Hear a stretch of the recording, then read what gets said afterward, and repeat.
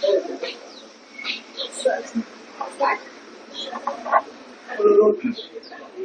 कालच्या सभेमध्ये खूप चांगला रिस्पॉन्स जो आहे आणि शिवाजी पार्क मैदानातून बघितला, ज्या प्रकारे उद्धव ठाकरे त्यांनी प्रेझेंटेशन दाखवलं, काय सांगाल त्या माध्यमातून? एक लक्षात घ्या, काल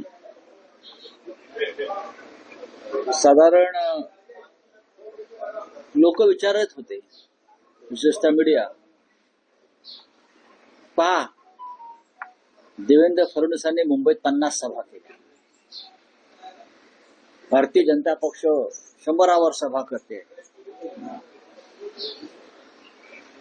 एकनाथ शिंदे हेलिकॉप्टर आणि चार्टर घेऊन मुंबई ठाण्यात फिरत आहेत, हेलिकॉप्टर मुंबई ठाणे मुंबई ठाणे. शिवसेना कुठे आहे? राज ठाकरे कुठे आहे? मी त्यांना एवढंच सांगत होतो, ठाकरेंना 1760 सभा घेण्याची गरज नाही. एक सोनार की और 2 लोहार की. आता 2 लोहार की, एक सोनार की 2 लोहार की. कालची शिवतीर्थावरची सभा ही गेम चेंजर सभा, परिवर्तन करणारी सभा.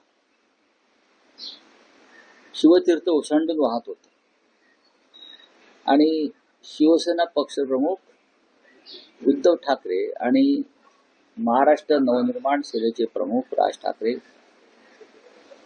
यांचं भाषण, यांचा विचार हा फक्त शिवतीर्थावर जमलेल्या अलोट गर्दीने ऐकला नाही, तर महाराष्ट्राच्या, देशाच्या कानाकोपऱ्यात जिथे जिथे मराठी बांधव आहेत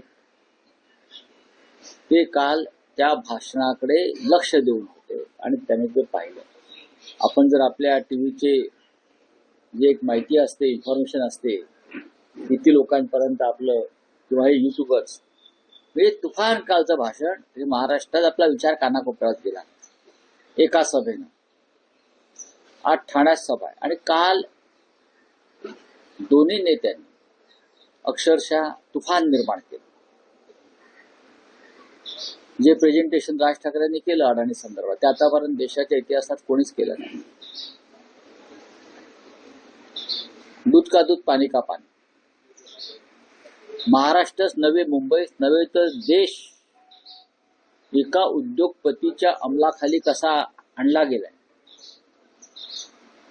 म्हणजे प्रधानमंत्री मोदी नसून अडाणी आहेत की काय, असा प्रश्न पडावा आम्हाला.